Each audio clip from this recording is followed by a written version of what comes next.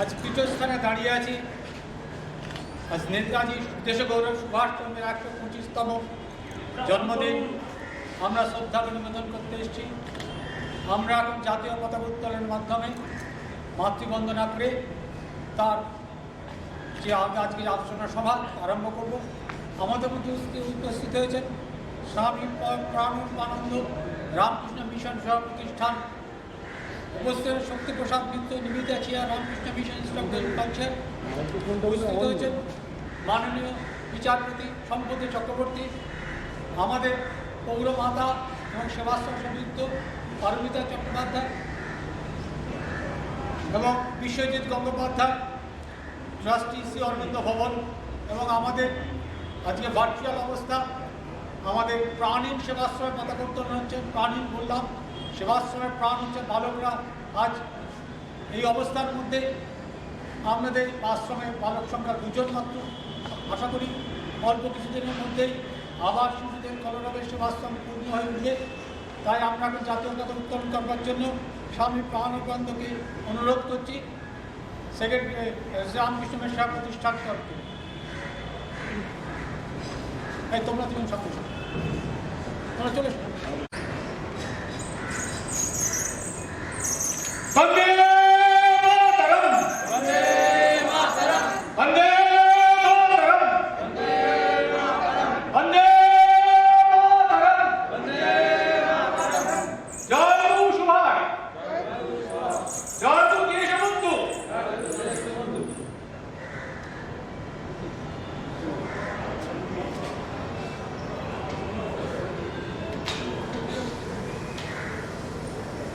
বন্দে মাতরম, বন্দে মাতরম, বন্দে মাতরম, বন্দে মাতরম, বন্দে মাতরম।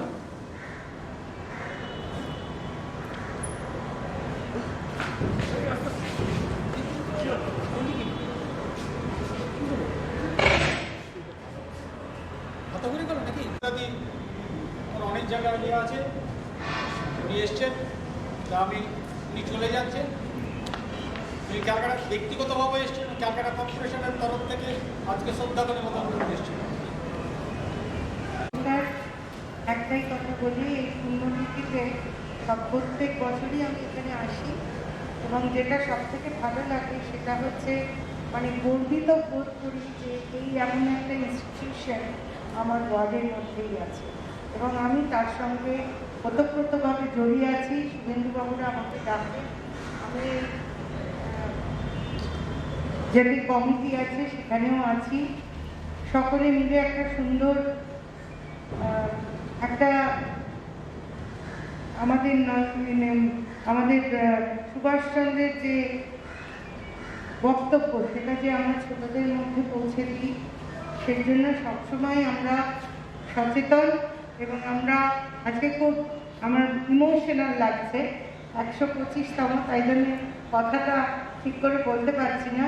আজকে খুব মিস করছি বালকদের, আপনি যেটা বলেছিলেন, আমার স্টুডেন্টদেরই মিস করছি। ওরাই এখানে প্রাণ, ওরা আজকে নেই বলে সত্যিই খারাপ লাগছে, কিন্তু আশা করি পরের বছর আমরা এই মুখোশটাও খুলে ফেলতে পারবো এবং সবার সামনে এসে আবার নতুন করে দেশবন্ধু চিত্তরঞ্জন এবং বরেণ্য আমাদের সুভাষচন্দ্র বোসকে আমরা সম্মান জানাতে পারবো। আমি শুনেছি আর 3 বছর পরেই 100 বছরের আমরা পূর্ণ করব এই ইনস্টিটিউশনে, আমাদের সেবাশ্রমে 100 বছরে আমরা অত্যন্ত সুন্দরভাবে এটা পালন করব আশা করি। এই বক্তব্য বলে আমি শেষ করছি। আপনারা সকলে ভালো থাকবেন, সুস্থ থাকবেন। নমস্কার। মুখোপাধ্যায় মহাশয়কে আমাদের সবার উদ্বোধনের জন্য অনুরোধ রাখছি। বিচারপতি সম্বুদ্ধ চক্রবর্তী আর আমাদের দক্ষিণ কলিকাতা সেবাশ্রমের সঙ্গে সদস্য যারা আছেন, সম্পাদক আছেন, আমাদের ট্রেজারার আছেন, সকলকে আমি স্বাগত জানাই। 125তম নেতাজির জন্মতিথিতে আমরা সমবেত হয়েছি। তার প্রতি শ্রদ্ধা জানানোর জন্য, তার প্রতি আমাদের প্রণাম প্রদানের জন্য। আমাদের প্রতিষ্ঠানের পক্ষে আজকের দিনটা কেবল নেতাজি সুভাষচন্দ্র আমাদের প্রতিষ্ঠানের প্রতিষ্ঠাতা সম্পাদক, তার প্রতি শ্রদ্ধা জ্ঞাপন নয়, তাকে স্মরণ করা নয়। আজকে নতুন করে অনুপ্রাণিত হওয়ার প্রয়োজন আছে যে আদর্শে দেশবন্ধু চিত্তরঞ্জন দাস আমাদের প্রথম সভাপতি এবং সম্পাদক সুভাষচন্দ্র বসু প্রতিষ্ঠা করেছিলেন। নতুন করে সংকল্প নেওয়ার প্রয়োজন আছে যে তার আদর্শে অনুপ্রাণিত হয়ে আমরা আরো সুষ্ঠুভাবে যে যুব শক্তিকে, যে কৈশোরের বালকদের আমরা সহায়তা আশ্রয়স্থল ভাবে প্রতিষ্ঠা করেছি, তাকে আরো বর্ধিত করা, আরো প্রসারিত করা। সেই কারণে আজ যারা উপস্থিত হয়েছেন সকলকে আমি স্বাগত জানিয়ে বলি যে আপনাদের সহায়তা, আপনাদের সাহায্য ছাড়া আমাদের প্রতিষ্ঠানের এই বিবিধ যাত্রা সম্ভব হতো না। বিশেষ করে আমাদের এটা শ্লাঘার বিষয় যে এখনো বিশেষভাবে আমরা যারা শুধু বালক যারা হতো তাদের আশ্রয়স্থল নয়, আমরা তাদের চিন্তাধারা, দেশবন্ধুর সুভাষচন্দ্রের কল্পনাকে বাস্তবিক করবার চিন্তায় আছি।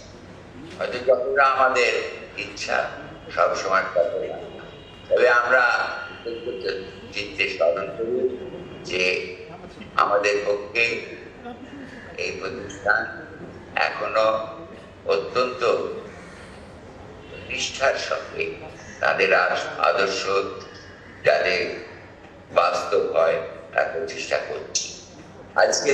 এবং আমরা এই আবার স্মরণ করি যে আপনার প্রতিবেশী যারা আমাদের প্রতি সহানুভূতিতে, তাদের কাছে আমরা উদ্ধার পেয়েছি।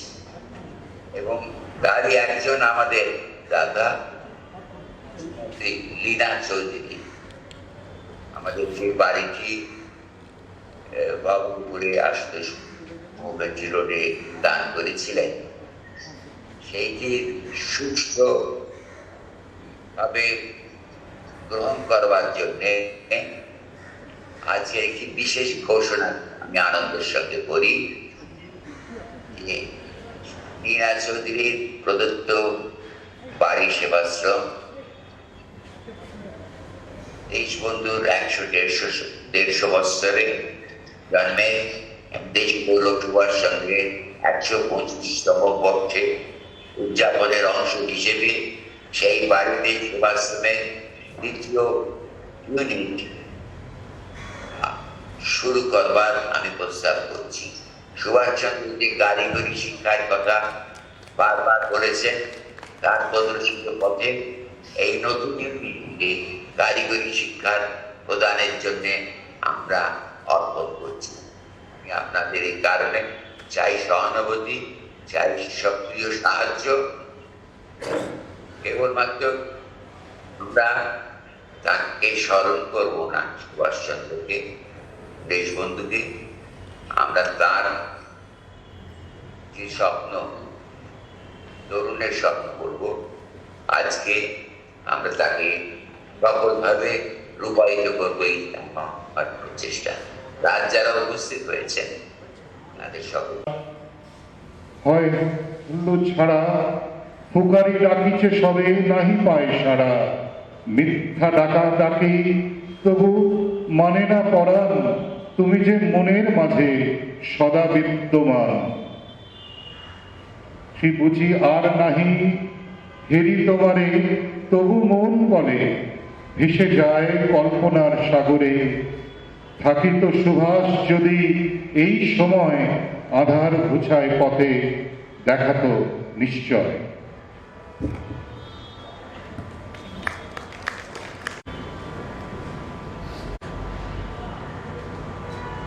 আজকের এই পূর্ণ পীঠস্থানে পূর্ণ দিনে আমরা এসেছি দেশগৌরব সুভাষচন্দ্রকে প্রণাম জানাতে, শ্রদ্ধা জানাতে এবং তার পথে অতীক হয়ে থাকতে। আপনারা সবাই জানেন দক্ষিণ কলকাতা সেবাশ্রম সুভাষচন্দ্রের জীবনের একটি বড় অংশ। সুভাষচন্দ্রের যে নেতাজির চরিত্র দেখি, তার অন্তরালে একটা মানুষ ছিলেন।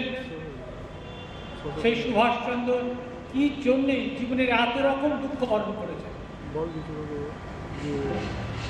আমি দক্ষিণ কলকাতা সেবাশ্রমের একটি ইতিহাস, একটি চিঠি বহু প্রচলিত, বহু জায়গায় বহু সময় মানুষ এটাকে কোট করেন। তার একটি অংশ দিয়ে ছোট্ট একটি কথা বলে আজকের মূল বক্তাদের বলতে বলবেন অনুরোধ করব। এই দক্ষিণ কলকাতা সেবাশ্রমের প্রতিষ্ঠার 1 বছর পরে তিনি ভূপেন্দ্রনাথ বন্দ্যোপাধ্যায়কে একটি ঐতিহাসিক চিঠি লেখেন। আমি গত 12-14 বছর ধরে তুষার নলের মতো দগ্ধ হচ্ছিলাম। আমি যদি 24 সাল থেকে 14 বছর পিছিয়ে যাই, আমরা পাবো 1910 সাল। তখন সুভাষচন্দ্রের বয়স 13 বছর। ভারতবর্ষে যে মূল সমস্যা, যে দুঃখ দারিদ্র, যে মানুষ হতে পারছে না, কোটি কোটি মানুষ আর সংকট ভালো, তারা পঙ্গু হয়ে জন্মাচ্ছেন, আর্থিক, মানসিক, শারীরিক, তাদেরকে তুলে ধরা আগে প্রয়োজন। এই চিঠির পরের অংশ কি বললেন? আমি কংগ্রেস ত্যাগ করিতে পারি, দক্ষিণ কলকাতা সেবাশ্রম কোনোদিন ত্যাগ করিব না। এটা দুটি প্রতিষ্ঠানের কথা নয়, দুটি কর্মকাণ্ডের কথা। দক্ষিণ কলকাতা সেবাশ্রম আর কংগ্রেস দুটি আলাদা। কিন্তু কংগ্রেস স্বাধীনতা সংগ্রামের জন্য গেছে, দক্ষিণ কলকাতা প্রতিষ্ঠা করেছেন মানুষের দৃষ্টি আকর্ষণের জন্যে, ভারতের এত সুস্থ সহায়ক মানুষকে পাশে দাঁড়াবার জন্য। সেই কাজটি প্রথমে দরকার। কবির কথা যা বলেছেন, এত তুই চায় না স্বরাজ। তার অনেক বছর পরে বিখ্যাত নোবেল লরিয়েট কবি বললেন, everything can wait, child cannot. Subhash বোসকে বুঝতে হলে তার সমাজসেবা বুঝতে হবে, যে ব্যক্তিটার জন্যে তিনি কঠিন পরিশ্রমের জীবন নিয়েছিলেন। শুধু স্বাধীনতা মানে রাজনৈতিক স্বাধীনতা নয় বা ক্ষমতা দখল নয়। আমি আমার গল্প দীর্ঘায়িত করবো না। দু একটি জিনিস আজকে অনেক কিছু নিয়ে সুভাষকে আলোচনা করি, আমরা দেখতে পাই টিভিতে নানা রকম হয় বিভিন্ন, কিন্তু সুভাষ বোসে মানুষটা সেটা নিয়ে বোধহয় আলোচনা হয় না। আমি তাঁর লেখার একটা প্যারাগ্রাফ করছি। ধর্মীয় জীবন সম্বন্ধে আমার ধারণা ব্যক্তিগত চেতনার মধ্যে সীমাবদ্ধ ছিল, এরকম ধারণা করা ভুল হবে। যদিও কিছুদিন যোগ সাধনা নিয়ে পাগল হয়েছিলাম, তবু ধীরে ধীরে একটি জিনিস স্পষ্ট হয়ে উঠল, আধ্যাত্মিক উন্নতির জন্য সমাজ সেবা করা আবশ্যক। ধারণা সম্ভব বিবেকানন্দের কাছ থেকে এসেছিল, কেননা আগেই আমি বলেছি তিনি মানব সেবার আদর্শ প্রচার করে গেছেন, যার মধ্যে স্বদেশ সেবা স্বীকৃত হয়েছে। দরিদ্র সেবা করার জন্য কিন্তু প্রত্যেককে নির্দেশ করেছেন, কারণ তার মনে দরিদ্র বেশি ঈশ্বরের মাঝে আমাদের মধ্যে আবির্ভূত হন। দরিদ্র সেবায় নরনারায়ণের সেবা। দেশবন্ধু চিত্তরঞ্জন দাস কলকাতার মেয়রের যে মেমোরিয়াল লেকচার দিয়েছিলেন, তার শেষ প্যারাগ্রাফে বলেছিলেন, I will direct all my activities for the দরিদ্র নারায়ণ। সুভাষচন্দ্র দক্ষিণ কলকাতা সেবাশ্রম করতে গিয়ে সেই 10 বছরে যেটা ভাবনা করেছিলেন, তার সেই কথা আবার বললেন এবং সারাটা জীবন তিনি এই সেবার কাজটাই প্রাধান্য দিয়ে এসছেন। শেষ বলি একটা কথা বলে, একটি প্যারাগ্রাফ, তার খুব প্রিয় প্যারাগ্রাফ, আমি দেখতে চাই সেই দারিদ্র অখ্যাতি তোমার মাধ্যমে সেবায় নিয়োজিত করেছে। মাধ্যমে গৌরব তোমার কর্মের লক্ষ্য হোক, তোমাদের দুঃখ বর্ণের ভিতর দিয়ে মাধ্যমিক পরমার্থ লাভ করি। আমি দেখতে চাই যে দরিদ্র অখ্যাতি তোমার মাতৃভূমি সেবায় নিয়োজিত করেছ। মাতৃভূমির গৌরব তোমার কর্মের লক্ষ্য, তোমার দুঃখ ভরের ভিতর দিয়ে মাতৃভূমি পরমানন্দ লাভ করুক। এটি তার জীবনে যেমন স্বামীজি বিবেকানন্দ পূর্ণ জীবনকে ধরে রেখেছিলেন, আর একজন মানুষ তার জীবন, একজন অবতার তার জীবনকে পূর্ণ করেছিলেন। শ্রী অরবিন্দের এই একটি বক্তৃতার অংশ তিনি তার লেখায় লিখেছেন। তাই আমরা আজকে কয়েকজন মানুষকে এনেছি যারা সুভাষচন্দ্রের আদর্শ যে প্রতিষ্ঠান যে মানুষগুলো শ্রীরামকৃষ্ণ মিশন গোলপাড় থেকে এসছেন। যদিও মহারাজ আসার কথা ছিল, ব্যক্তিগত অসুবিধার কারণে আসতে পারেননি। তিনি রামকৃষ্ণ মিশনে নিবেদিত চেঞ্জ হোল্ড করেন, শ্রী সত্যনারায়ণ মিশ্র মহাশয় পাঠিয়েছেন বক্তব্য রাখবার জন্য। আর আমাদের সবসময় যারা আমাদের পাশে থাকেন, আশ্রমটা চলে, আজকে ছেলেরা নেই, কিন্তু প্রতিনিয়ত যেটা দরকার হয় সেটা হচ্ছে চিকিৎসা। আজ এত বছর ধরে সেই নরেশ মহারাজ আরম্ভ থেকে আমি বলছি, আমার যখন সেবাশ্রমে আসেন তখন থেকে সেবাশ্রমের পাশে রামকৃষ্ণ মিশন আছে। আমরা নিশ্চিন্তে ঘুমোই। আর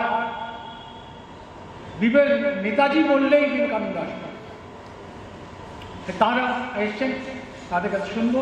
আর একজন এসছেন বিশিষ্ট গবেষক, প্রবন্ধকার, লেখক শ্রী বিশ্বজিৎ গঙ্গোপাধ্যায়, শ্রী অরবিন্দ ভবন ট্রাস্টি।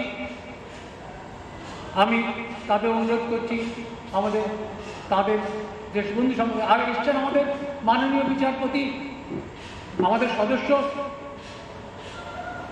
শ্রী সম্বুদ্ধ চক্রবর্তী মহাশয়।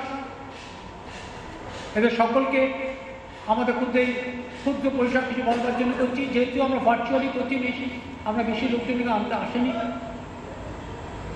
আশা করি যারা ভার্চুয়াল এসেছেন প্রত্যেককে আমি দক্ষিণ সেবাশ্রমের তরফ থেকে আন্তরিক ধন্যবাদ ও কৃতজ্ঞতা জানাচ্ছি আমাদের এই সভার সঙ্গে যুক্ত হওয়ার জন্য। আশা করি আপনারা আমাদের সঙ্গে যুক্ত থাকবেন। এই বলে বন্দে মাতরম বলে আমার বক্তব্য শেষ করলাম। আমি এখন শ্রী সত্যপ্রসাদ মিশ্র মহাশয়কে নিবেদিত রামকৃষ্ণ মিশনের গোলপাড় থেকে বলবার জন্য।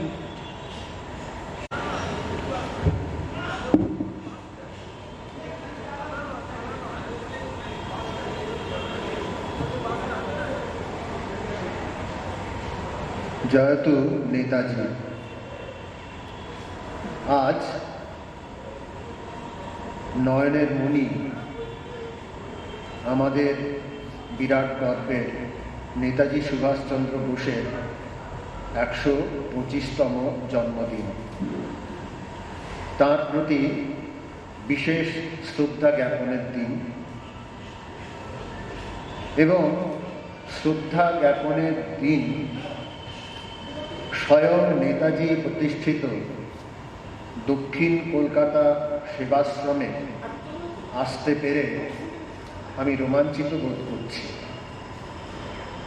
আমার কোনো ধারণাই ছিল না যে রামকৃষ্ণ মিশন সেবা প্রতিষ্ঠান এবং ইনস্টিটিউট অফ কালচারের এত কাছে 97 বছরের পুরনো এবং স্বয়ং নেতাজির প্রতিষ্ঠিত এই পুণ্যস্থান এইখানেই রয়েছে। এই শ্রদ্ধা জ্ঞাপন অনুষ্ঠানে আমন্ত্রণের জন্য আমি বিশেষ কৃতজ্ঞতা জ্ঞাপন করি সেবাশ্রমের বর্তমান সম্পাদক বিপ্লব বাবুকে।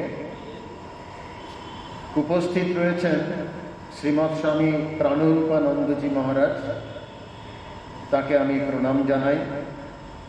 উপস্থিত রয়েছেন মাননীয় বিচারপতি শ্রীযুক্ত চক্রবর্তী মহাশয়, তাকে আমি সশ্রদ্ধ নমস্কার জ্ঞাপন করি। শ্রীযুক্ত বিশ্বজিৎ গঙ্গোপাধ্যায় আজকে অন্যতম বক্তা, তার প্রতি আমার বিশেষ শ্রদ্ধা। এবং সঞ্চালক মহাশয়, অদ্ভুত ব্যারিটন ভয়েস যার, তার প্রতিও আমি শ্রদ্ধা এবং শুভেচ্ছা জ্ঞাপন করি। এই প্রতিষ্ঠান সম্বন্ধে আমরা স্বাগত ভাষণে বিপ্লব বাবুর কাছে কিছু কথা শুনলাম এবং আমরা জানি যে তিনি এমনও কথা বলেছিলেন যে কংগ্রেস আমি ছেড়ে দিতে পারি, কিন্তু এই দক্ষিণ কলকাতা সেবাশ্রমের সঙ্গে আমার নারীর টান, সেটি আমি ছিঁড়তে পারি না। আমরা যদি নেতাজি সুভাষের রচনাবলী পড়ি অবাক হয়ে যায় তিনি কোন ধরনের মানুষ ছিলেন। ছাত্র অবস্থা থেকে যখন উত্তরবঙ্গে বন্যা হচ্ছে বা কটকে ত্রাণ কার্য হচ্ছে, সমস্ত কিছু পরিকল্পনা এবং রূপায়ণ করা নেতাজি সুভাষচন্দ্রই করতেন। এ সম্পর্কে বলার যোগ্য মানুষ আমি একদমই নই। যারা নিজেদের জীবন সম্পূর্ণভাবে জনসেবায় নিয়োজিত করেছেন এমন মানুষ এখানে রয়েছেন, স্বামী প্রাণরূপানন্দজি মহারাজ, এবং সেই সঙ্গে সঙ্গে আপনারা আমার সামনে যারা রয়েছেন পরম সম্মাননীয় শ্রোতৃমণ্ডলী, যারা অবশ্যই এই সেবাশ্রমের সঙ্গে অঙ্গাঙ্গিভাবে যুক্ত, তাদের কাছে সমাজ সেবা এই নিয়ে বলার আমি কোনো ধৃষ্টতা প্রকাশ করতে চাইছি না। বরং আমার সঙ্গে কথা হলো, এই আশ্রমে যে দুজন বালক রয়েছে, বিপ্লব এবং পুলকেশ, এই বিপ্লব এবং পুলকেশ যারা আর কয়েক মাস পরেই মাধ্যমিক পরীক্ষা দেবে, তাদের কথাটা স্মরণ করেই আমি দু একটা কথা বলতে চাই। তাদের মাধ্যমিক সিলেবাসেও আমরা জানি যে স্বাধীনতা সংগ্রাম সম্বন্ধে বিস্তারিত রয়েছে, কিন্তু দুর্ভাগ্যের বিষয়, কোথায় দুর্ভাগ্যের বিষয় সেই সম্বন্ধে আমি দু একটা কথা বলার চেষ্টা করব। দেখুন, ভারতের স্বাধীনতা আন্দোলনের ইতিহাসে 4 জন বিরাট মাপের ত্যাগী পুরুষ ছিলেন, যারা সর্বস্ব দিয়েছেন কিন্তু কিছুই পাননি বা কিছুই নেননি। তারা স্বাধীনতা আন্দোলনের মধ্য পর্বে এবং শেষ পর্বে ছিলেন, বিরাট মাপের মানুষ। 1 মহাত্মা গান্ধী, 2 দেশবন্ধু চিত্তরঞ্জন দাস, 3 খান আব্দুল গফর খান এবং 4র্থ আমাদের সুভাষচন্দ্র বোস। অবশ্যই গণজাগরণ ঘটিয়েছিলেন। 2য় জন, আপনারা ঘাবড়ে যাবেন না, জার্মানির হিটলার, কারণ তিনি ইংরেজদের মাজা ভেঙে দিয়েছিলেন। এবং 3য় জন আমাদের সুভাষচন্দ্র, যিনি পরাধীনতার কফিনে শেষ পেরেক পুঁতেছিলেন। এবং শুধু রমেশচন্দ্র মজুমদারই নয়, তৎকালীন প্রধানমন্ত্রী ক্লেমেন্ট ইটলি যখন ভারতবর্ষে এসেছিলেন এবং তাকে প্রশ্ন করা হয়েছিল যে why did you leave India? Why did you leave India? Why were you in a tearing hurry? হঠাৎ আপনারা এত দ্রুততার সঙ্গে ভারত ত্যাগ করে চলে গেলেন কেন? 2য় বিশ্বযুদ্ধে আপনারা জয়ী হয়েছেন, কুইট ইন্ডিয়া মুভমেন্ট, ভারত ছাড়ো আন্দোলন একদম প্রায় নিভু। তাহলে আপনারা হঠাৎই এত দ্রুততার সঙ্গে ভারতবর্ষ ত্যাগ করে কেন চলে গেলেন? তিনি তখন বলেছিলেন যে আমরা 1857 সালের সিপাহী বিদ্রোহের ভয়াবহতা দেখেছি, আমরা আজাদ হিন্দ ফৌজের ক্ষমতাও বিশেষভাবে লক্ষ্য করেছি। তার আগে উনি ছোট্ট উত্তর দিয়েছিলেন, because of Bose and is INA। তারপরে ব্যাখ্যা এইখানে যে 1857 বিদ্রোহের ভয়াবহতা আমরা দেখেছি, আজাদ হিন্দ ফৌজের ক্ষমতা সম্বন্ধেও আমরা ওয়াকিবহাল হয়েছি। 2য় বিশ্বযুদ্ধে শেষ হয়েছে, ব্রিটিশের অধীনে যে সমস্ত ভারতীয় সেনা বিভিন্ন প্রান্তে ছিলেন তারা এবার ভারতবর্ষে ফিরে আসছে। সুতরাং আবার যদি বিদ্রোহ হয় তাহলে আমাদের পালানোর পথ থাকবে না। The fear was tangible. এবং সেই সঙ্গে সঙ্গে আজাদ হিন্দ বাহিনীর যারা সমরনায়ক আছেন তাদের লালকেল্লায় বিচার চলছে, ফলে জনসাধারণের যে স্বতঃস্ফূর্ত প্রতিবাদ, বিক্ষোভ এবং হরতাল, ফলে পলায়তি সজীবতী, চাচা আপন প্রাণ বাঁচা, ব্যাপারটা কিন্তু এইখানেই দাঁড়িয়েছিল। যাই হোক, মূল কথা এই যে ভারতের স্বাধীনতায় যার অবদান সর্বাধিক স্মরণযোগ্য তিনি হচ্ছেন আমাদের নেতাজি সুভাষচন্দ্র।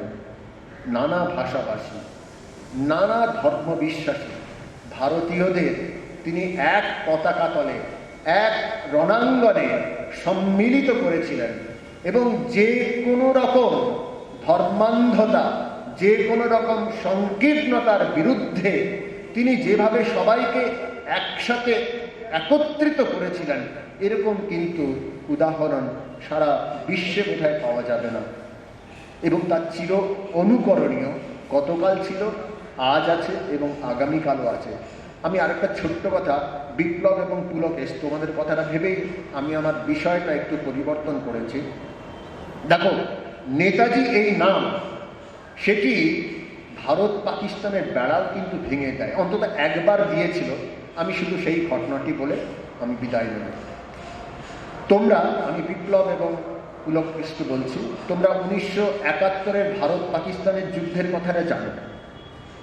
সেই সময় পশ্চিম পাকিস্তানের যারা উর্দুভাষী মুসলমান সেনা ছিলেন, তারা পূর্ব পাকিস্তানে বাঙালি মুসলমান এবং হিন্দুদের অবর্ণনীয় অত্যাচার করে হত্যা করেছিলেন এবং মা বোনেদের উপর পাশবিক অত্যাচার করেছিলেন। স্বাভাবিকভাবেই লক্ষ লক্ষ বাংলাদেশ, এখন আমরা বলছি, তখন পূর্ব পাকিস্তান, সেখান থেকে লক্ষ লক্ষ মুসলমান এবং হিন্দু এই ভারতের ভূখণ্ডে এসে আশ্রয় নিয়েছিলেন উদ্বাস্তু হিসেবে। এবং তারই ফলশ্রুতিতে ভারত এবং পাকিস্তানের যুদ্ধ হয়েছিল। সেই যুদ্ধ 14 দিন ধরে চলেছিল এবং 90,000 পাকিস্তান সেনা নিঃশর্তভাবে ভারতীয় সেনার কাছে আত্মসমর্পণ করে। জন্ম হয়েছিল স্বাধীন রাষ্ট্র বাংলাদেশে। কিন্তু 1965 সালেও একটি যুদ্ধ হয়েছিল, তোমরা জানো, ভারত এবং পাকিস্তানের মধ্যে যুদ্ধ হয়েছিল। এবং সেই যুদ্ধের পর যখন তাসখান শান্তি চুক্তি হয়, আমরা যারা এখানে বসেছিলাম বা আছি আমরা জানি, সেই সময় এবার যুদ্ধবন্দি বিনিময় হবে। যুদ্ধবন্দি বিনিময় কোথায় হবে? অমৃতসর থেকে লাহোরে যাওয়ার পথে আত্তেরি বলে একটি গ্রাম, সেটি অসাধারণ বক্তব্য শুনলাম এবং এই গল্পটা আমরা চিরদিন মনে রাখব। এবং দক্ষিণ কলকাতা সেবাশ্রমের তরফ থেকে শ্রী মিশ্রকে আমাদের এখানে আসার জন্য এবং এই প্রাঞ্জল ভাষায় নেতাজি সম্বন্ধে বলার জন্য অনেক অনেক ধন্যবাদ।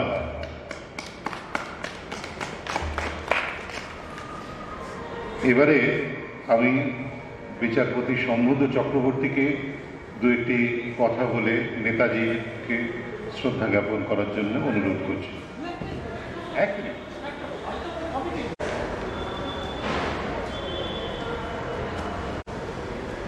মাননীয় পূজ্যপাদ স্বামীজি প্রাণরূপানন্দ, শ্রী বিশ্বজিৎ গঙ্গোপাধ্যায় অরবিন্দ ভবনের, শ্রী শক্তিপ্রসাদ মিশ্র তো চলে গেলেন, এবং এখানে উপস্থিত অর্থবাবু এবং শুভেন্দুবাবু এবং আমার সামনে উপস্থিত সম্মানিত শ্রোতৃমণ্ডলী। সেই একটা কথা আপনারা সবাই জানেন, একটা কবিতার লাইন, কেউ কথা রাখেনি। আসলে কথাটা না কেউই রাখে না। যেমন আজকে আমার এখানে আসার কথা ছিল না প্রথমে, তারপর ঠিক করেছিলাম আমি আসবো, ঠিক আছে, কিন্তু কিছু বলবো না, এটা আমাকে দিয়ে আমি বারবার বলেছিলাম। এই যে আমি বলবো না, এইটাতে একেবারে প্রতিজ্ঞাবদ্ধ হয়ে আমি এসে দেখলাম যে শুধু কথা রাখার জন্য নয়, আমার প্রতিজ্ঞা এই সমবেত অনুরোধের কাছে কত তুচ্ছ বালির বাঁধের মতো এক মুহূর্তে উড়ে গেল, সেটা এনারা জানেন। আসলে এই বিশেষ ক্ষমতার বলেই এই আশ্রমকে প্রায় 100 বছর ধরে এত প্রতিকূলতার মাঝখান দিয়ে এমন সুচারুভাবে সবাই মিলে পরিচালিত করছে। এটা খুব বিশাল কৃতিত্বের ব্যাপার। আজ নেতাজির জন্মদিন, আপনারা সবাই জানেন নেতাজির জীবন এবং তার কর্মকাণ্ডের কথা আমার নতুন করে বলার কিছু নেই, আপনারা আমার চাইতে অনেকে বেশিও জানেন। খালি আমি দু একটা আমার জীবনে খুব ছোটবেলা থেকে নেতাজির ভাবগত সান্নিধ্য আমরা কীভাবে পেয়েছিলাম সেটার আমি খুব ছোট একটা দুটো কথা বলছি। আমি মফস্বলের ছেলে। এই অর্থে যে আমার ছোটবেলার একটা বড় অংশ মফস্বলে কেটেছে। আমার বাবার সরকারি কাজের সুবাদে বিভিন্ন জায়গায় আমরা বন্দী হতাম, আমার বাবা হতেন। এখন নেতাজির জন্মদিন যখন হতো আমরা পাড়ার ছেলেরা মিলে, আমার মনে আছে ওই সাদা রং করে ইটের মধ্যে ইটগুলিকে বসিয়ে তার মধ্যে নেতাজির ছবি দিয়ে করে মালা দেওয়া হতো, একটা দুটো কবিতা স্বদেশমূলক কবিতা পড়া হতো, যারা গান গাইতে পারতো গান গাইতে এরকম হতেন।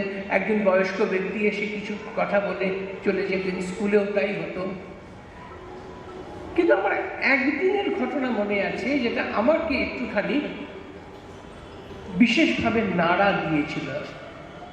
আমাদের ক্লাসে একদিন মাস্টারমশাই, সেটা কিন্তু নেতাজির জন্মোৎসবের জন্য নয়, সেই সূত্রে বা সেই প্রসঙ্গে নয়, আপনি কথায় কথায় বললেন যে আচ্ছা বলতে পারিস আই এর পরে তো সবসময়তে অ্যাম হয়, আই অ্যাম, আই এর পরে ইজ হয়, আমরা তো এরকম আই এর পরে ইজ কোনোদিন শুনিনি, আমরা বলতে পারছি না। তো মাস্টারমশাই বললেন এইটা আইসিএস এর ভাইভাতে নেতাজিকে জিজ্ঞেস করা হয়েছিল এবং জানতে বলতে পারবেন না, বলে আই এর পরে ইজ হয়, এই দিয়ে একটা বাক্য রচনা করো তো। সুভাষ বোস বলেছিলেন যে I is the 9th letter in English alphabet. এটা হচ্ছে সেই মানে বলে দেওয়ার পরে মানে হ্যাঁ হ্যাঁ তাই তো তাই তো তাই তো হ্যাঁ, কিন্তু একে আইসিএস এর ইন্টারভিউ, 2 নম্বর হচ্ছে ওই রকমভাবে দেখে বলা, মানে ওই রকম একটা সময়তে বলা। তাহলে মাস্টারমশাই বলেছিলেন যে জানিস এই যে প্রত্যুৎপন্ন মতিত্ব বা মেধা, এটাই কিন্তু এই উত্তরের পেছনের শেষ কথা নয়, এর পেছনে যে একটা প্রকাণ্ড বোধি আছে, যে প্রকাণ্ড একটা মস্ত বড় ধীশক্তি আছে, তার পরিচয় এই ছোট্ট জায়গাতে পাওয়া গেল। উনি বলেছিলেন, আমার এখনো মনে আছে শক্তিবাবু, যে আসলে যে বালক ক্ষমতাবান হয় তাকে খুব ছোটবেলা থেকেই বোঝা যায়, যে প্রবল ক্ষমতা সঙ্গে নিয়ে জন্মায় তাকে খুব অল্প বয়স থেকেই বোঝা যায়। যে ওই একটা কথা আছে যে একটা দরিদ্রদের উন্নতিকল্পে গড়ে তোলা একটা আশ্রম ভেঙে গেলে কংগ্রেসের সমস্ত রাজনৈতিক প্রচার ছেড়ে সঙ্গে সঙ্গে চলে আসতে বাধ্য করে নেতাজিকে। যে বোধ দেশবন্ধু চিত্তরঞ্জন দাসকে এই আশ্রম গড়ে তুলতে এবং তার সুচারুরূপে ব্যবস্থা করবার জন্য অনুপ্রাণিত করে, যে বোধ বারংবার করে দুঃখ কষ্টময় এই পৃথিবীতে বড় মানুষকে তাদের সেবা কার্যে আসতে অনুপ্রাণিত করে, হয়তো ভিতর থেকে একটা বাধ্যবাধকতা থাকে, সেই বোধটা আমাদের মহামানবদের থেকে আমাদের সঙ্গে ক্ষুদ্র মানবদের যদি দুটো ভাগ করা যায়, একটা মহামানব আর একটা হচ্ছে আমরা যারা সাধারণ মানব, স্বীকার করতে লজ্জা নেই ওই মহানের কাছে এসে আমরা ক্ষুদ্র, আমরা হচ্ছি, ওনারা যদি মহত মহিয়ান হন, আমরা আমাদের ক্ষুদ্রতার দ্বারা এমন প্রবলভাবে বেষ্টিত যে আমরা অনরণীয়ান হয়ে আছি। সে তার তো প্রকাশ আজকে চতুর্দিকে দেখতে পাচ্ছেন। আজকের এই পুণ্যতিথিতে যদি আমরা তার কথা, সুভাষচন্দ্রের কথা এবং সেই সূত্রে যদি কোনো মহামানবের কথা আমরা স্মরণ করে যদি এক মুহূর্তের জন্য নিজেকে কিছুটা উজ্জীবিত বোধ করি, আমি প্রার্থনা করি, আমি আশা করি সেটাই বোধহয় এই ধরনের অনুষ্ঠান পালনের সবচেয়ে শুভকর এবং ক্ষেমঙ্কর দিক। প্রণাম।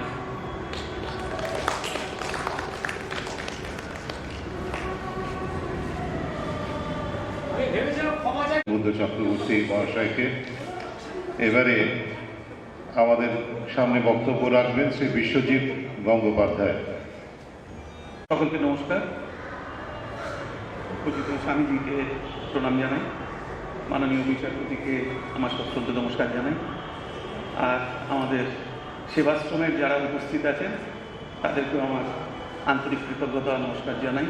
যারা কয়েকজন এসছেন এখানে তাদের প্রত্যেককে আমার আন্তরিক কৃতজ্ঞতা নমস্কার জানাচ্ছি। অনলাইনে অনুষ্ঠানটি হয়তো অনেকে দেখছেন। আমি চিত্ততোষবাবুকে, ওদের মাননীয় বিচারপতি, তাকে আমার সশ্রদ্ধ নমস্কার প্রণাম জানাচ্ছি।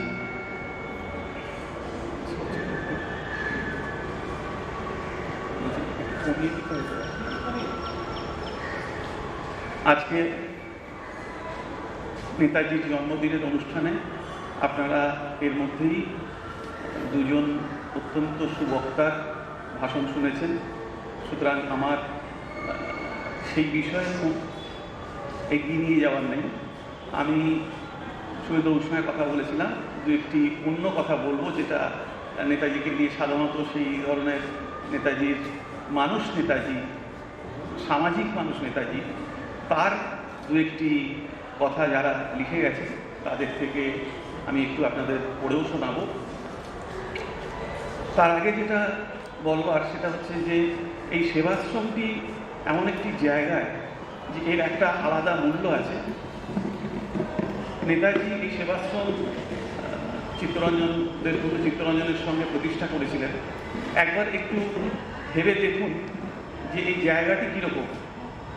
আমরা যদি থিয়েটার রোড থেকে এই সামনের রাস্তা দিয়ে 1 কিলোমিটারের একটা রেডিয়াস দেখি, তাহলে দেখা যাবে থিয়েটার রোডে শ্রী অরবিন্দের জন্মস্থান থেকে শুরু হলো, এবং তারপরে যদি আমরা ডান দিক বাঁ দিকে একটু তাকাই তাহলে দেখা যাবে যে নেতাজির বাড়ি, স্যার আশুতোষ মুখার্জি শ্যামাপ্রসাদের বাড়ি, তারপরেই দেশবন্ধু চিত্তরঞ্জনের বাড়ি, একটু ডান দিকে গেলে শরৎচন্দ্র থাকতেন। এই যে 1 কিলোমিটারের একটা রেডিয়াস, এর একটা সারা পৃথিবীতে এরকম কোনো জায়গা আছে বলে আমার জানা নেই যেখানে একসঙ্গে এতজন আমাদের মহান মানুষ থেকেছেন, বাস করেছেন, তাদের স্মৃতি বিজড়িত জায়গা। তার ঠিক মাঝখানে আমাদের এই সেবাশ্রম, দেশবন্ধু এবং সুভাষচন্দ্রের সৃষ্টি। সুতরাং এটি এমন একটি জায়গায় রয়েছে যে স্থান মাহাত্ম্যর দিক থেকেও এই সেবাশ্রম একটি অকল্পনীয় জায়গা অধিকার করে আছে। সুতরাং এই সেবাশ্রম যে আরও শতবর্ষ পার করবে, আরও অনেক দূর যাবে, সেটা বলাই বাহুল্য।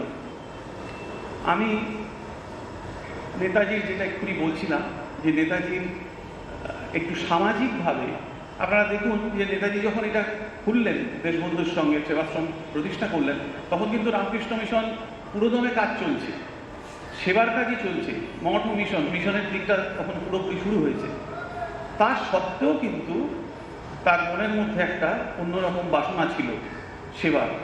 সেই জন্যই কিন্তু তিনি এই মিশনের কাজ, ভারত সেবাশ্রম সংঘ বলুন, আরও যা যা যা কাজ তখন চলছিল সামাজিকভাবে, তার পাশে কিন্তু তিনি নিজেও এটা খুললেন। যদিও তার এই বিষয়টা তার নয়, তিনি পুরোপুরি রাজনৈতিক ব্যক্তিত্ব। আমি সেই দিকটাই বলবো যে সামাজিক নেতাজি তিনি কতটা সংবেদনশীল ছিলেন, দু একটি ঘটনার কথা বললে বোঝা যাবে। তার আগে আমি একটা জিনিস আমি সবাইকে যারা উপস্থিত আছেন মনে করিয়ে দিতে চাই যে নেতাজি এই যে জিনিসটা করলেন, সারা জীবন করে গেছেন, সারা জীবন তিনি সংবেদনশীল ছিলেন, সেইটা কিন্তু শুধু তার নিজের একার ব্যাপার না। কোথা থেকে এলো, কোথা থেকে পেলেন তিনি? আমি ছোট্ট একটি ঘটনার কথা বলবো। আজকে অনেক ঘটনার কথা আমরা পরপর শুনছি। এইটা গত শতাব্দীর প্রথম দশকের কথা বলছি। তখন শ্রী অরবিন্দের একজন সহচর ছিলেন, আলিপুর মামলায় যারা জেল হয়েছিল যাদের, তাদের মধ্যে অবিনাশ ভট্টাচার্য ছিলেন। সেই অবিনাশ ভট্টাচার্য, আমি খুব ছোট করে ঘটনাটি বলি, শুধু নেতাজির এই লিগেসিটা কীভাবে এলো সেইটা একটুখানি আমি আপনাদের স্মরণ করিয়ে দিতে চাই। সেই অবিনাশ ভট্টাচার্যের খুব ভয়ঙ্কর রকম তখন টিবি হয়েছিল, যক্ষা রোগ। ডাক্তাররা জবাব দিয়ে দিয়েছেন 15 দিনের মধ্যে মারা যাবে, আর তার বেঁচে থাকার কোনো সম্ভাবনা নেই। সেই সময় শ্রী অরবিন্দের চিঠি এলো বড়দা থেকে যে নয় তাকে আমার কাছে পাঠাও, মানে এক্ষুনি ব্যবস্থা করো তার চিকিৎসা। বাড়ির সেই চিঠি নিয়ে এসে এখানে তাদের পারিবারিক ইয়েতে আলোচনা করলেন। অনেক বড় ঘটনা, পরপর অনেক কিছু হচ্ছে। তারপরে দেখা গেল তাকে নিয়ে নিজে সেই বাহিনীর জেনারেল অফিসার ইন চিফ হয়েছেন। পার্ক সার্কাস মাঠে কংগ্রেসের বিরাট এক্সিবিশন খুলেছে।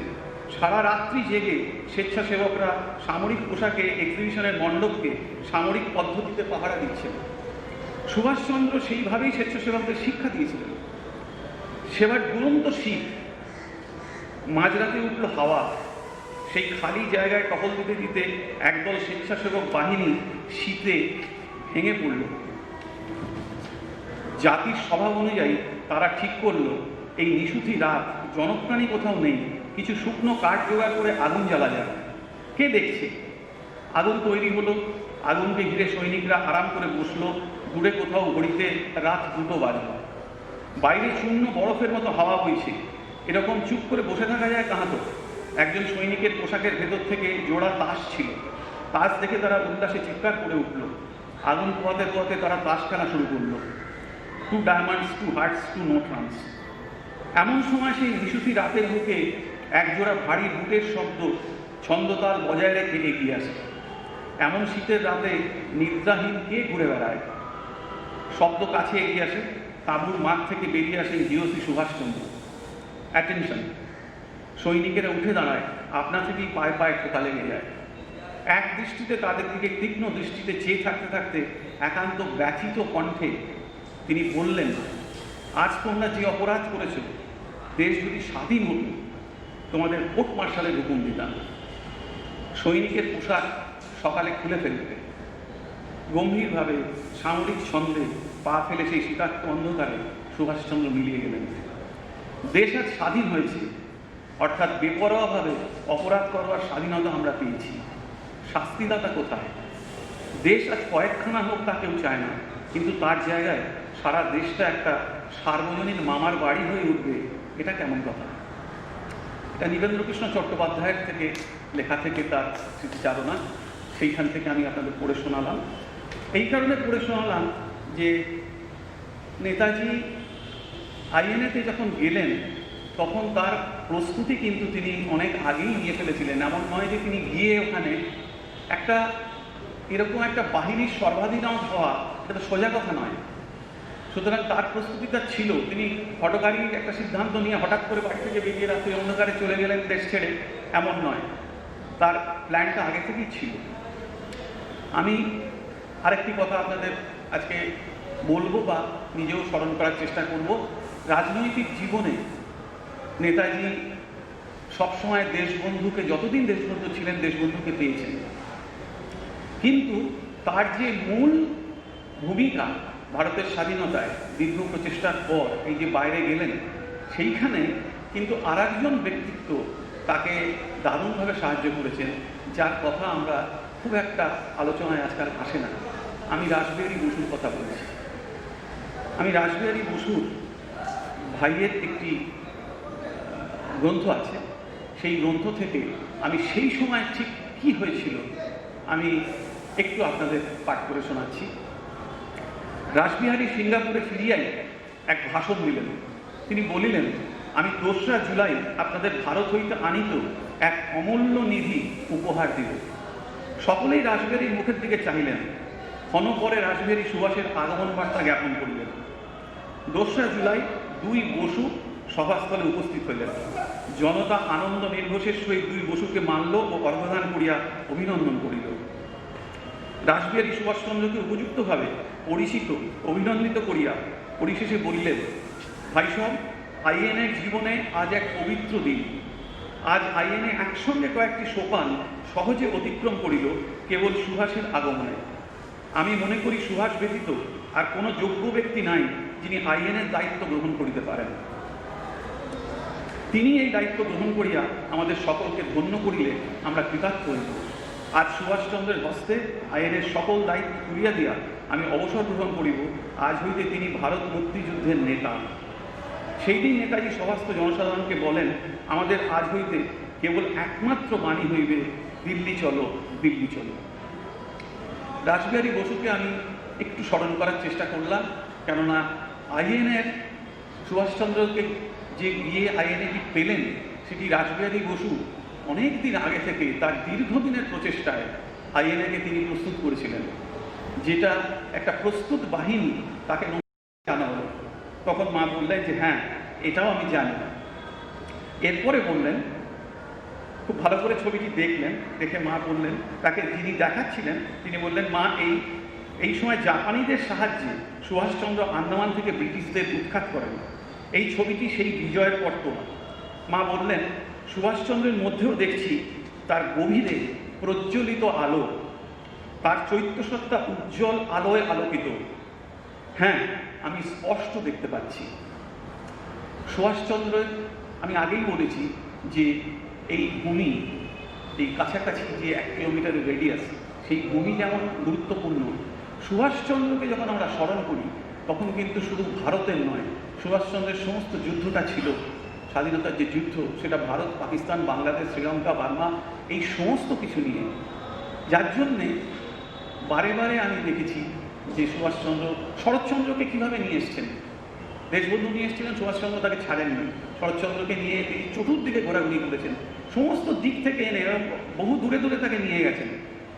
এই পুরো আমাদের যে অবিভক্ত ভারত, যেটা পন্ডিচেরিতে একমাত্র এখনও দেখা যায় যে তাদের খেলার মাঠে একটি স্পিরিচুয়াল ম্যাপ অফ ইন্ডিয়া বলে এখনও বিরাট করে সেই ম্যাপটি রেখে দেওয়া আছে, যা যেটি অবিভক্ত ভারতের ম্যাপ। আজকে সুভাষচন্দ্রের যে প্রজ্বলিত আলো একটুখানি আমি বললাম, মা বলেছেন, সেই প্রজ্বলিত আলো আজকে আমরা এইখানে দাঁড়িয়ে আমরা প্রার্থনা করতে পারি যে নতুন নতুন প্রজন্ম বারে বারে সেই প্রজ্বলিত আলো থেকেই, সেই আগুন থেকে আগুন নিয়ে যাবেন এবং ভবিষ্যতে সেই আগুন থেকেই নতুন ভবিষ্যৎ প্রজন্মের জন্ম হবে। আগুন থেকে আগুন নিলে আগুনের ক্ষয় হয় না। নমস্কার।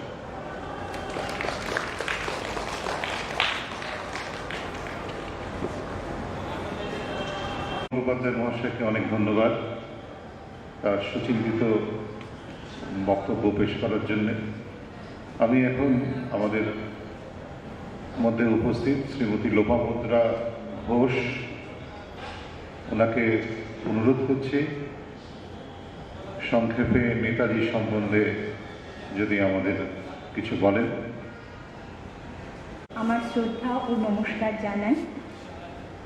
এখানে উপস্থিত আছেন স্বামীজি মহারাজ, উপস্থিত বিচারপতি মহাশয়, উপস্থিত গঙ্গোপাধ্যায় মহাশয় এবং দক্ষিণ কলিকাতা সেবাশ্রমের সঙ্গে তার কাজকর্মের সঙ্গে বিশেষভাবে জড়িয়ে রয়েছেন যারা, তাদের সকলকে আমার শ্রদ্ধা ও নমস্কার জানাচ্ছি। এই অনুষ্ঠান যারা অনলাইনে দেখছেন তাদের মধ্যে দক্ষিণ কলিকাতা সেবাশ্রমের বর্তমান সভাপতি মহাশয় এবং অন্যান্য যারা রয়েছেন তাদের সকলের উদ্দেশ্যে আমার শ্রদ্ধা নমস্কার জানাই। বারবার মনে হচ্ছে যে আজকে মাত্র 2 জন ছাত্র ছাড়া এই সেবাশ্রমে যারা থাকে সব সময়, এর আগে আগে সমস্ত অনুষ্ঠানেই তাদের দেখেছি, আজকে তারা নেই, সেই কথা বারবার মনে হচ্ছে। আমি বক্তা নই, তাই যা কিছু অল্প 2-4টি কথা বলবো তা নেতাজিরই কথা, আর সেই জন্যে মনে হচ্ছে যে এর আগে যারা বলে গেলেন তাদের কাছে আমরা নেতাজির জীবনের বেশ কয়েকটি দিক নিয়ে জানলাম, অনেক শিক্ষণীয় বিষয় শিখলাম। তাই আমার যেটুকু বলার সেটা নেতাজির এত বিরাট বৈচিত্র্যময় কর্মকাণ্ডে পরিপূর্ণ যে জীবন, সেই জীবনের বহু আলোচিত বহু চর্চিত দিকের থেকে একটু দূরে সরে গিয়ে আমি এই দক্ষিণ কলিকাতা সেবাশ্রম আয়োজিত যে এই 125তম নেতাজির জন্মদিবস পালনের অনুষ্ঠান, এখানে আমার মনে হয়েছে প্রাথমিক শিক্ষা বিষয়ে নেতাজি তাঁর পত্রাবলিতে যে ভাবনা চিন্তা লিপিবদ্ধ করে গেছেন সেগুলি যদি অল্প কথায় একটু তুলে ধরতে পারি, তাহলে বোধহয় আজকে এই দক্ষিণ কলিকাতা সেবাশ্রমের যে কার্যক্ষেত্র তার জন্য প্রাসঙ্গিক অল্প কিছু বলতে পারি। প্রাথমিক শিক্ষার মূল নীতি সম্পর্কে বলার সময় সুভাষচন্দ্র ইন্দ্রিয় শক্তির উপর বেশি নির্ভর করার কথা বলেছেন। এই কথাগুলি কিন্তু সুভাষচন্দ্রের পত্রাবলীতে লিপিবদ্ধ রয়েছে। এই প্রসঙ্গে একটি অত্যন্ত গুরুত্বপূর্ণ কথা তাঁর লেখায় আমি পেয়েছি, যেটা আমার মনে হয়েছে বিশেষভাবে আমাদের স্মরণে রাখা কর্তব্য। তিনি বলছেন, শিশুর ইন্দ্রিয় শক্তিকে কাজে লাগিয়ে শিশুকে শিক্ষা দেওয়া হলে শিশুর চিন্তা করার বা মনে রাখার শক্তি ভালো রকম জাগ্রত হয়। এই চিন্তা শক্তির বিকাশ শিশুর পরবর্তী জীবনে তার উচ্চশিক্ষা লাভে এবং তার ব্যক্তিত্ব বিকাশে বিশেষ প্রয়োজন। এই জায়গাটা আমার মনে হয় আমাদের সম্পূর্ণ শিক্ষা ব্যবস্থায় যারা জড়িয়ে আছেন তাদের বিশেষভাবে স্মরণীয়। এবং নেতাজি যে নিজে আজ থেকে প্রায় শতবর্ষ আগে এই কথা বলে গেছেন এবং এই দিকটার উপর এতখানি জোর দিয়েছেন, এটা যদি আমরা মনে রাখি তাহলে আমাদের প্রাথমিক শিক্ষার জায়গাটা অনেক বেশি মজবুত করে তুলতে পারব। শিশুকে শেখানোর সময় ইন্দ্রিয়ের সাহায্য যত বেশি নেওয়া যায় তত সহজে শিশুকে শেখানো সম্ভব হয়। এইটা ভালোভাবে বোঝানোর জন্যে ছোট্ট একটি উদাহরণ দিয়েছেন। সেখানে বলছেন যে বাদ্যযন্ত্র সম্পর্কে আমি যদি শিশুকে কিছু বোঝাতে চাই তাহলে সে যদি যন্ত্রটি দেখে, স্পর্শ করে এবং তার আওয়াজটা কানে শোনে, তবে বস্তুটি সম্পর্কে সে খুব শীঘ্র শিখতে পারবে, একটি ধারণা করতে পারবে। কেননা সে তার চক্ষু, কর্ণ, ত্বক এই তিনটি ইন্দ্রিয়ের শক্তিকে একসাথে কাজে লাগিয়েছে। এইখানে প্রকৃতির নিয়ম অনুসরণ করার প্রতি নেতাজি বিশেষ জোর দিয়েছেন, যে প্রকৃতির নিয়মে কিন্তু একটি শিশু যখন কোনো জিনিস দেখে সে তাড়াতাড়ি সেটা স্পর্শ করতে চায় এবং সেটা সে মুখে দিতে চায়। প্রকৃতির এই যে নিয়ম, এইটা অনুসরণ করে শিশুর ইন্দ্রিয় শক্তিকে যদি কাজে লাগানো যায় তাহলে এই শিশু শিক্ষাতে যে বেশি ভালো ফল পাওয়া যাবে, এই প্রত্যয় নেতাজি ব্যক্ত করেছেন। অঙ্কের প্রাথমিক পাঠ দেওয়ার সময় তিনি বলছেন যে শুধুমাত্র মুখস্থ বিদ্যার উপরে আমরা বেশি জোর না দিয়ে কোনো ছোট পাথরের টুকরো, কড়ি, মার্বেল এই ধরনের ছোট ছোট জিনিসের সাহায্য নিয়ে যদি যোগ বিয়োগ গুণভাগ শেখাতে চেষ্টা করি তাহলে শিশুরা অনেক শীঘ্র শিখতে পারবে। সেরকম গাছপালা, ফুল এইগুলি সম্পর্কে যখন শিক্ষা দেওয়ার প্রয়োজন শিশুদের, তখন যেন গাছপালা, ফুল তারা দেখতে পায়, এই ব্যবস্থা যেন থাকে। সেরকমই আকাশ, তারা ইত্যাদি সম্পর্কে শিক্ষা দানের সময় শিশু যেন এইগুলি মুক্ত আকাশের নিচে দাঁড়িয়ে দেখতে পায়। ভূগোল শিক্ষার সময় মানচিত্র, গ্লোব এদের সাহায্য নিয়ে শিক্ষাদান, ইতিহাস শিক্ষার জন্য সুবিধামতো মিউজিয়াম ভ্রমণ, এইগুলির গুরুত্ব উল্লেখ করে বারবার সুভাষচন্দ্র বস্তু জ্ঞানের প্রয়োজনীয়তার কথা বুঝিয়েছেন।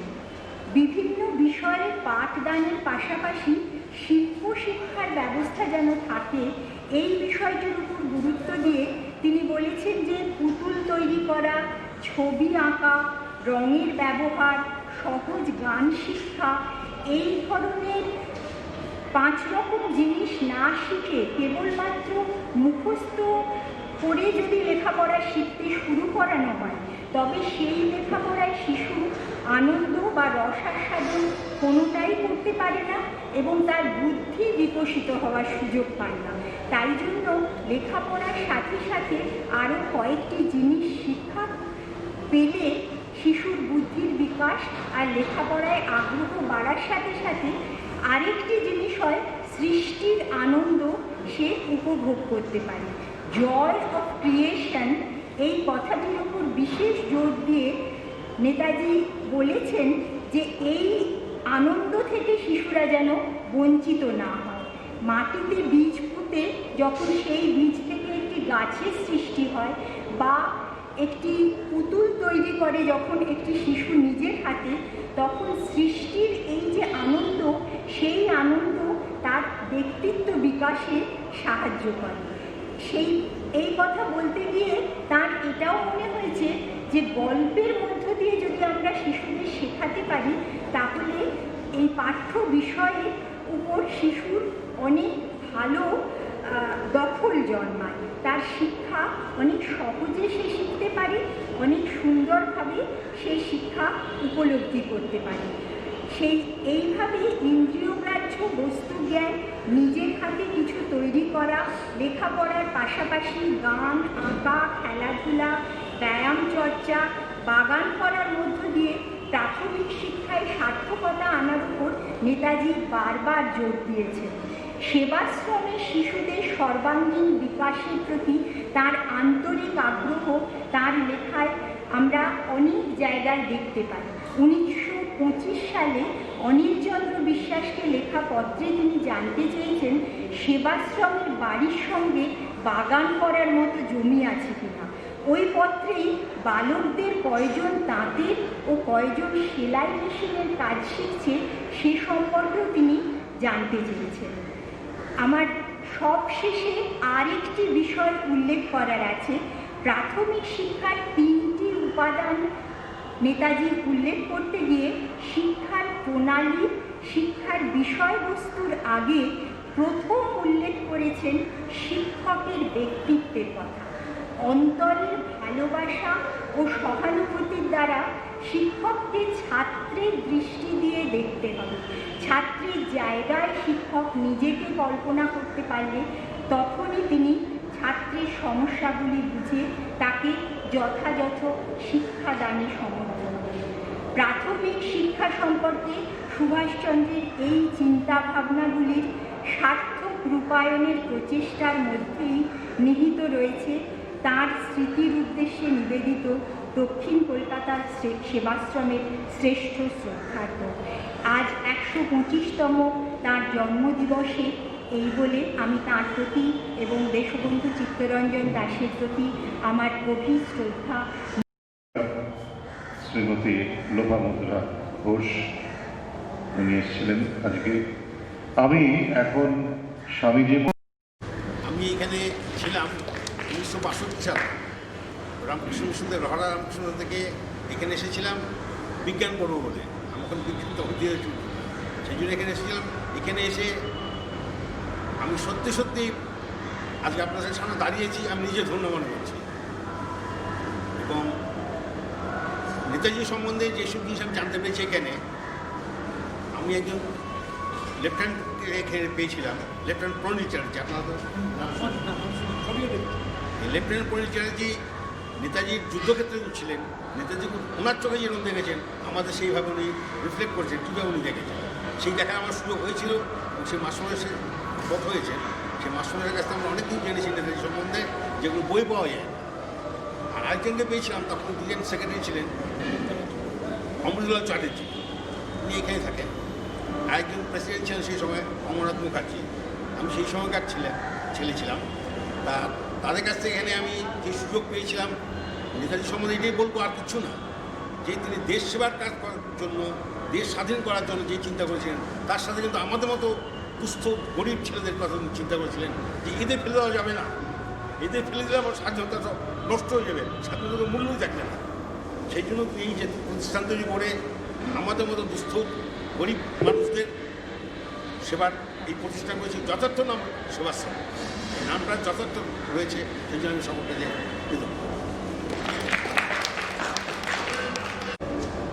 ওম ভদ্রং কর্ণেভিः শৃণুয়াম দেবাः ভদ্রং পশ্চিমাশুভির্যত্রः স্থিরৈরङ्गैस्तुष्टुवागुं स्वस्तनूभिः वशेम देवहितं यदायुः स्वस्ति न इन्द्रो वृद्धश्रवाः स्वस्ति न पूषा विश्ववेदः स्वस्ति नस्ताक्ष्वारिष्टनेमि स्वस्ति नो बृहस्पतिर्दधातु।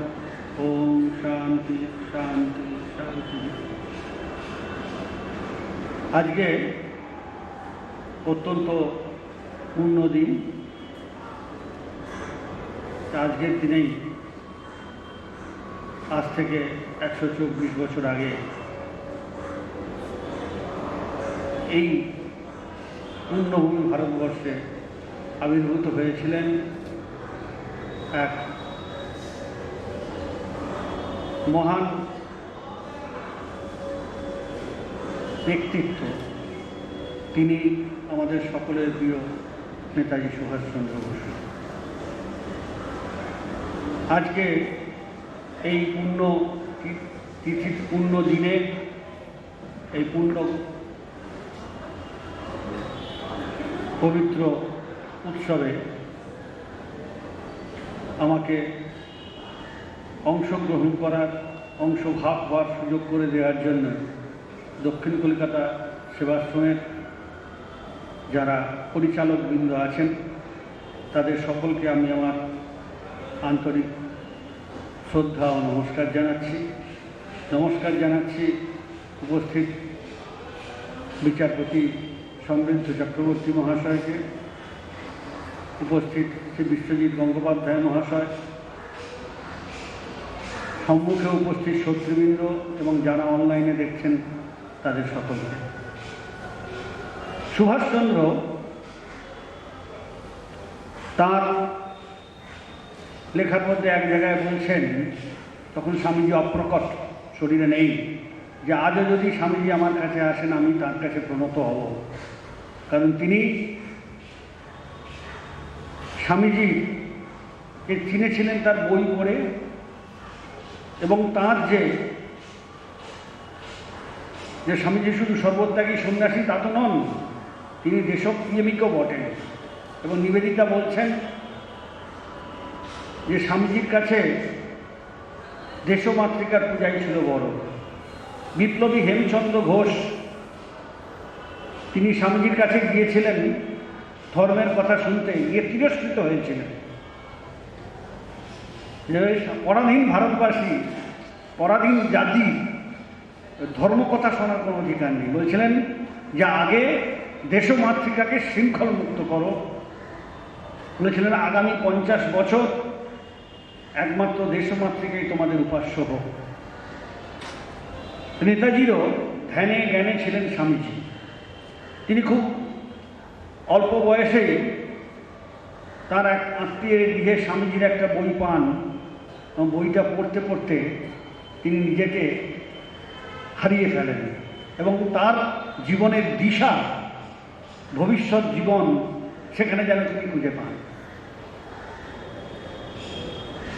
নেতাজি সম্পূর্ণভাবে রাজনৈতিক ব্যক্তিত্ব। তার স্বাধীনতা সংগ্রামে অবদানের কথা আমরা পড়েছি, কিন্তু যতটা আমাদের জানা উচিত ছিল, তার প্রতি যতটা আমাদের শ্রদ্ধা প্রকাশ করা উচিত ছিল, সেটা আমরা করি। এটা আমাদের দুর্ভাগ্য, এটা আমাদের ভারতবাসীর মহাপাপ। হয়তো কোনোদিন ভবিষ্যতে এমন কারাও আসবেন যারা আমাদের, অর্থাৎ আমরা যারা চলে যাব, পরবর্তীকালে যারা আসবেন তারা তাদের পূর্বপুরুষকৃত অর্থাৎ আমাদের কৃত এই পাপের হয়তো প্রায়শ্চিত্ত করবেন, নেতাজিকে পরিপূর্ণভাবে শ্রদ্ধা জানিয়ে। একটু আগে আমাদের বক্তা শক্তিপ্রসাদ বাবু তিনি বলেছিলেন যে 4 জন ব্যক্তিত্বের মধ্যে যে 3 জনের তো ভালো করে পরিচয়ই পাওয়া যায় না। তাদের মধ্যে একজন হচ্ছেন নেতাজি সুভাষচন্দ্রের রাজনৈতিক গুরু দেশবন্ধু চিত্তরঞ্জন দাস। তার সম্বন্ধে আমরা শুনেছি, দেশবন্ধুর কাছে আমাদের কাছে পরিচয় সাধারণভাবে তিনি সফল আইনজীবী ছিলেন। বিশেষ করে আলিপুর বোমার মামলায় বিপ্লবী অরবিন্দ ঘোষ ও তার সহযোগীদের তিনি রূপ যে আমাদের দেশকে তোমরা অধিকার করে আছো, তোমাদের যেতে হবে এ দেশ থেকে।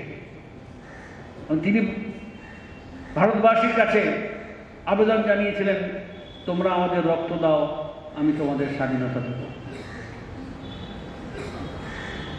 সেই যে ভয়াল রূপ, তার যে তাকে বারবার ব্রিটিশ সরকার কারাগারে রেখেছেন, নানাভাবে অত্যাচারিত হয়েছেন, এবং শেষবার তিনি চলে যান কলকাতা থেকে সুদূর পেশোয়ার হয়ে। এগুলো আমরা ইতিহাসে সবাই পড়েছি। তারপরে আজাদ হিন্দ বাহিনীর সর্বাধিনায়ক হন। নেতাজি পুরোপুরি ধর্মে বিশ্বাসী ছিলেন। ধর্ম তার জীবনের সঙ্গে ওতপ্রোতভাবে জড়িত ছিল, কিন্তু নিজের ধর্মবিশ্বাস তিনি কখনো কারো মাধ্যম কাছে চাপানোর চেষ্টা করেননি। যে যেভাবে চায় সে সেভাবেই করুক, যে এটাই তার ছিল। এবং যখন আজাদিন বাহিনীর তিনি সর্বাধিনায়ক, সেখানে দেশকে আমরা স্বাধীন করব, এইভাবে তিনি যখন অঙ্গীকারপত্রে সই করাচ্ছেন, সে অঙ্গীকারপত্র কোনো কালি দিয়ে নয়। প্রত্যেক বিপ্লবী যারা অঙ্গীকারপত্রে সই করেছিলেন তারা নিজেদের শরীরের রক্ত দিয়ে, রক্তে লেখা যে এ দেশ আমরা স্বাধীন করব। তিনি যখন সিঙ্গাপুরে থাকতেন তখন তিনি তার সঙ্গে সিঙ্গাপুরের রামকৃষ্ণ মিশনে তার নিয়মিত যাতায়াত ছিল। আমরা খুব ছোটোবেলায়, আমার সৌভাগ্য ব্যক্তিগতভাবে, আমি যে স্কুলে পড়াশোনা করেছি, যে বিদ্যালয়ে, সেটি স্বামীজির নামাঙ্কিত। এবং বিদ্যালয়ে আমাদের যারা শিক্ষকরা ছিলেন, এখন যখন তাদের কথা ভাবি, তাদের কথা চিন্তা করি, যখন তাদের কিছু কিছু স্মৃতি মনে পড়ে যায়, এখন মনে হয় যেন সত্যি তারা ঋষিতুল্য ছিলেন। তারাও দেশকে ভালোবাসতেন। স্বামীজির নামাঙ্কিত স্কুলে তারা শিক্ষকতা করছেন, তাদেরও হৃদয়ে এসেছিল যে আমাদের ছেলেরাও যেন এইভাবে এক একজন ঠিক ঠিক দেশপ্রেমিক হয়ে গড়ে ওঠেন। ওখানেই আমরা স্বামীজির কথা, তো স্বামীজির নামে স্কুল, সেখানে তো পড়বই, সেখানেই আমরা নেতাজির কথা পড়তে পাই। আমাদের কয়েকজন শিক্ষক ছিলেন যারা খুব ভালো গল্প বলতেন। একজনের নাম ছিল কমলেন্দু রায়চৌধুরী, আর একজন স্যার ছিলেন ভবতারণ বাবু। এরা আমাদের খুব ভালো ভালো গল্প বলতেন। গল্প মানে এইসব সাধারণ গল্প নয়, তারা দেশপ্রেমিকদের, দেশনেতাদের কথা আমাদের শোনাতেন। ইতিহাস পড়াতে এসে ইতিহাসের গল্পে তারা ডুবে গেছেন। অনেক বই ইতিহাসে নেই যেগুলো লিখিতভাবে পাওয়া যায় না, তারা সেসব ঘটনা বলতেন।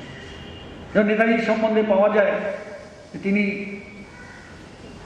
প্রতিদিন সিঙ্গাপুরে থাকাকালীন একটা নির্দিষ্ট সময়ে তিনি গিয়ে রামকৃষ্ণ মিশনের মন্দিরে বসে, সেখানে যে রামকৃষ্ণ মিশন আছে শাখা, সেখানে মন্দিরে বসে ধ্যান করতে আসতেন। এবং সেইখানে একটা ঘটনা পাওয়া যায়, এটা অন্য জায়গায় পরবর্তীকালে প্রকাশিত, ছোটোবেলাতেও পড়িনি, স্যারেদের মুখে সময়, যে একদিন গাড়ি করে যাচ্ছেন, গাড়ি খারাপ হয়ে গেছে হঠাৎ। তো ওনার যিনি গাড়ি চালিয়ে নিয়ে যাচ্ছেন তিনি অস্থির হচ্ছেন, গাড়ি সারাবার ব্যবস্থা করছেন, কিন্তু নেতাজি অচঞ্চল। একদিনের ঘটনা, আজকে সকাল আজকেই পড়ছিলাম সকালে একটুখানি, বর্তমানে এই সংখ্যা নেতাজির সম্বন্ধে লেখা বেরিয়েছে, যে নেতাজি হই হই করে তারপরে খুব ব্যস্তভাবে এলেন দক্ষিণেশ্বর মন্দিরে। মাত্র 10 মিনিট ছিলেন, যে মায়ের ঠিক গর্ভ মন্দিরের বাইরে বারান্দাটায় বসলেন, মাত্র 10 মিনিট ছিলেন। 10 মিনিটে তিনি ধ্যান করছেন, যিনি দেখছেন সম্পর্কে তার ভাইপো হন। তিনি বলছেন যে যে মানুষটা এত তাড়াতাড়ি এলেন বেগে, তিনি বসলেন, কি ধ্যান করলেন, সেই সময় মনে হলো তিনি অচঞ্চল, স্থির, অনুভব। তার মধ্যে যে আমরা সাধারণত ধ্যান জপ করতে গেলে, বা ধ্যান করা তো জপ করতে গেলেও, ধ্যান জপ করতে গেলে আমরা কী করি, প্রথমে একটু বসি, মনটাকে শান্ত করি, তারপরে কিছু চিন্তা করি, তারপরে আস্তে আস্তে জপে মন দিই, তারপরে আস্তে আস্তে সেটা ক্রমশ ধ্যানের দিকে পরিণতি পায়। নেতাজির ক্ষেত্রে কি হলো, উনি দেখছেন যে রাঙা কাকা, ওদের তো কাকা, রাঙা কাকা নামে উনি পরিচিত ছিলেন। আমরা ছোটোবেলায় যে আনন্দমেলা একটা ধারাবাহিক বেরোতো, শিশির কুমার বসুর লেখা, রাঙা কাকা, তিনি এলেন, এসে মন্দিরের সামনে ধ্যানে বসলেন, অচঞ্চল। আবার 10 মিনিট পরে উঠে আবার যেভাবে ব্যস্তভাবে এসেছিলেন এগিয়ে চলে গেলেন। যে কতটা নিজের উপরে,